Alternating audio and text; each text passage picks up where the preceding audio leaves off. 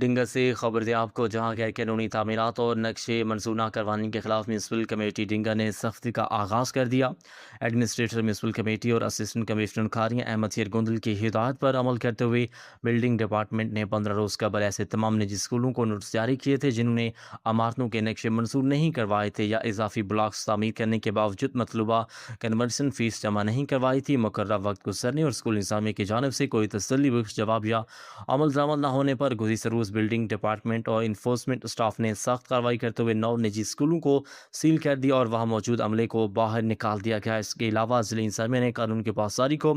یقینی بناتے ہوئے شہر کے 4 پرائیویٹ اسپتالوں کو بھی فوری طور پر اپنے نقشے منظور کروانے کے لیے باقاعدہ نوٹس جاری کر دیے ہیں۔